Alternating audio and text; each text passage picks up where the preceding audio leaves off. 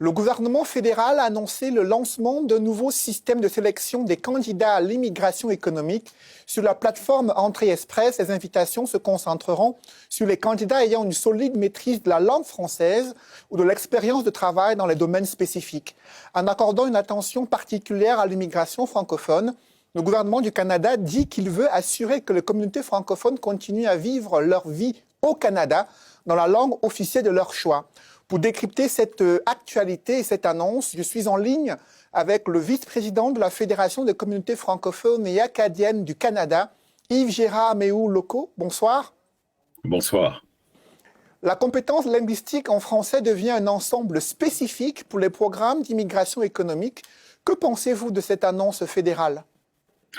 Alors, toute nouvelle initiative qui va bénéficier à l'immigration francophone hors Québec est bienvenue pour la FCFA du Canada. C'est sûr que c'est quelque chose qui nous ravit. On ne prêchera pas contre la vertu. C'est un pas dans la bonne direction. Cependant, il est important de rappeler, quand on parle d'entrée express, qu'on parle ici d'un programme qui est spécifique, qui va chercher une clientèle également spécifique, donc avec des diplômes très particuliers, très pointus. Donc, on écarte de facto également une partie de la population qui sera, et une partie de candidats d'immigration dans nos communautés qui, malheureusement, répondraient, eux, aux besoins que nous avons.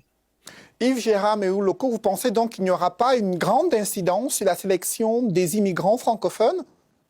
Il y aurait une incidence, certes. Nous allons être en mesure d'aller chercher des immigrants qualifiés. Nous allons être en mesure d'aller chercher des personnes, notamment, qui vont répondre aux besoins économiques du pays. Mais de facto, on écarte un petit peu des personnes qui vont venir répondre à une offre de services en français. Quand je pense notamment à nos éducateurs de la petite enfance, où nous avons des besoins particuliers criants dans nos communautés, quand je pense à certains services également qui sont offerts dans nos communautés, à ce moment-là, Entrée Express ne favorise pas nécessairement l'entrée de ce type de personnes-là. Et encore une fois, la question du regroupement familial, qui a déjà été évoquée par plusieurs de nos organisations, également échappe aussi au contrôle d'Entrée Express. Raison pour laquelle, oui, on se réjouit de cette nouvelle et de cette initiative gouvernementale, mais malheureusement, ce n'est pas assez pour rétablir également le poids démographique de la francophonie canadienne. Nous l'avons dit et nous le répétons et nous allons continuer à le faire et à le marteler. Il y a un besoin énorme en termes d'immigrants pour rétablir le poids démographique de la francophonie canadienne hors Québec.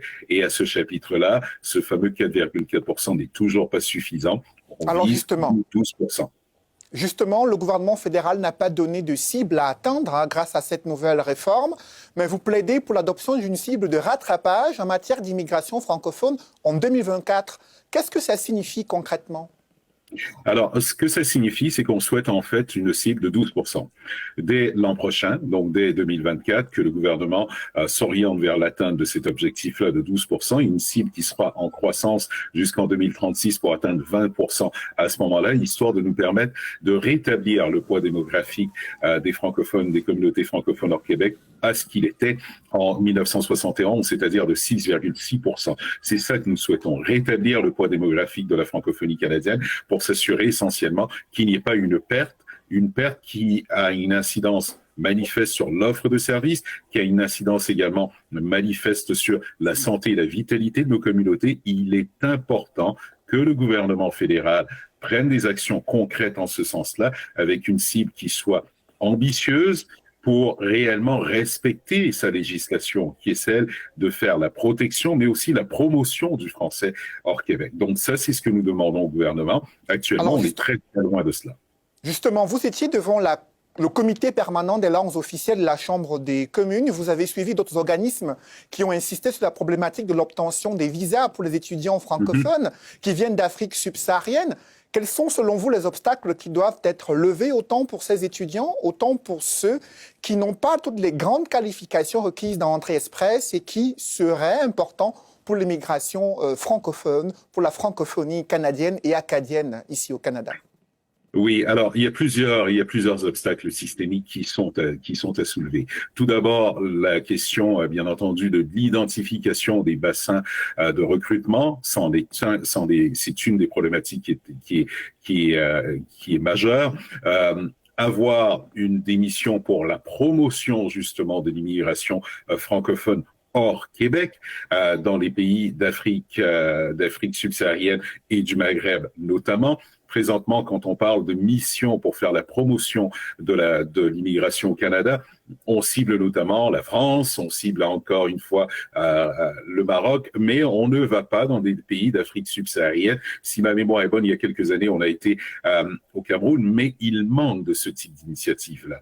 Donc aujourd'hui, en plus de cela, pour les étudiants, on a toutes sortes de critères qui sont un petit peu curieux, comme par exemple la personne qui, malgré ses diplômes et malgré la preuve de revenus décents, bien se voit refuser. Il y a une absence, et ça plusieurs médias l'ont déjà dit, plusieurs organismes l'ont déjà dit. J'écoutais d'ailleurs Madame Bintou Sako du Manitoba qui disait, qui rappelait aujourd'hui que malheureusement les étudiants n'ont pas la possibilité de faire appel de la décision, notamment qui est faite par l'agent d'IRCC quand il y a ce refus qui est exprimé.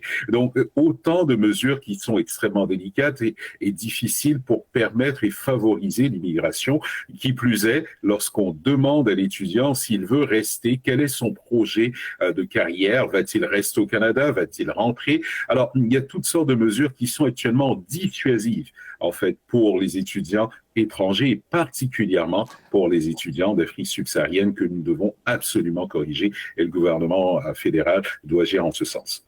Merci Yves-Gérard Méhour-Locaux. Je rappelle que vous êtes le vice-président de la Fédération des communautés francophones et acadiennes du Canada. Merci pour vos commentaires sur le sujet. Merci beaucoup.